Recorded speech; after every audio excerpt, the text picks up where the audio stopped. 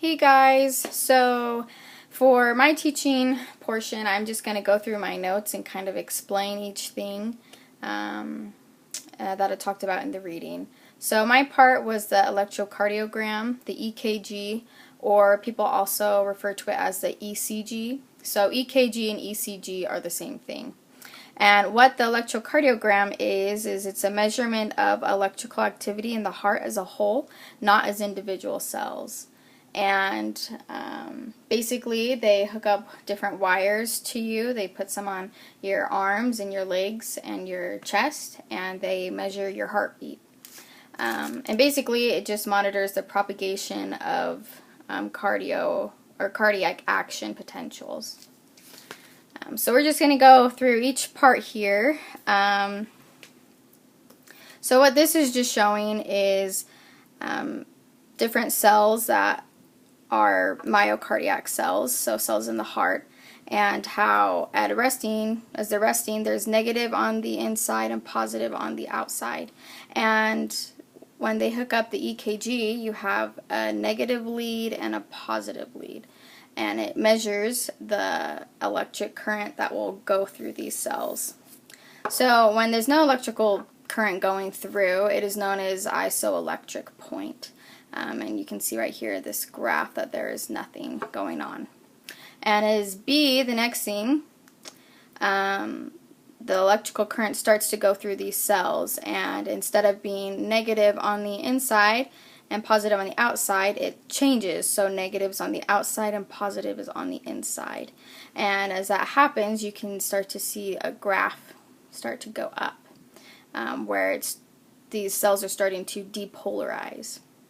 And as it continues to go through, as you can see in C, the electrical current goes through, and positive goes on the inside, negative goes on the outside, and the graph continues to reach. And since it has gone halfway through, this is its maximum point of height to this graph. And then as D, as it continues to go through, the graph will lower as it continues to go through all the rest of the cells.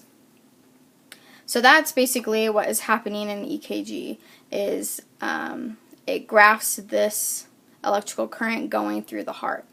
And F is an example of if the leads were switched, so negative was over here and positive was over here, and what would happen as the electrical current went through.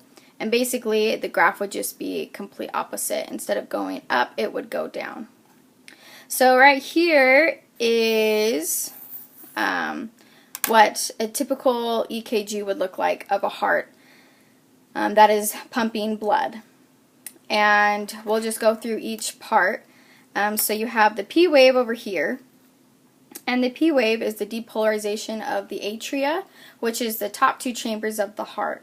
And depolarization is when it contracts, it squeezes blood out of the atria down to the ventricles. So when it's in that squeezing, that depolarization phase, that's where P comes from.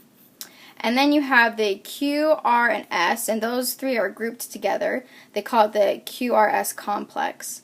And that is when the ventricles depolarize. So the blood goes into the two lower chambers of the heart, the ventricles, and those depolarize. They squeeze and contract the blood.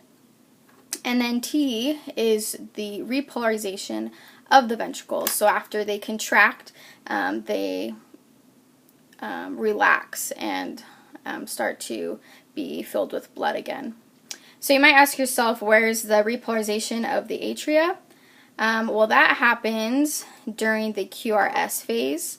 But since the QRS phase is so strong because of the depolarization of the ventricles, the repolarization of the atria is just not seen. So that's that. And I found online a really great video that just kind of shows what's going on in the heart during the EKG. This is just on Wikipedia. I just went to Google, typed in EKG, looked up the Wikipedia version, and if you scroll down quite a ways, on the right hand side there's this small little animation, and you can just click on it. But you can see how it will go through, I'll let it finish. It goes through the SA node here. Oh wait, not here. Okay, so the SA node starts it, and then it goes to the AV node, and then it goes down the bundle of his, and then it goes out into the Purkinje fibers and contracts the ventricles. And then at the bottom it shows you what is happening on that P wave and the QRS and then the T wave. So that's basically the EKG. It's a really important graph to know because just by that one graph you can tell what parts of the heart may be having problems, different functions or anything. It can tell you a lot about what's going on wrong in your body. So for my 3 questions, I have what would happen to the EKG if the SA node was missing? Where does depolarization of the ventricles occur? What is it called when there is no change in the electrical current? So I hope that helped, and that's it.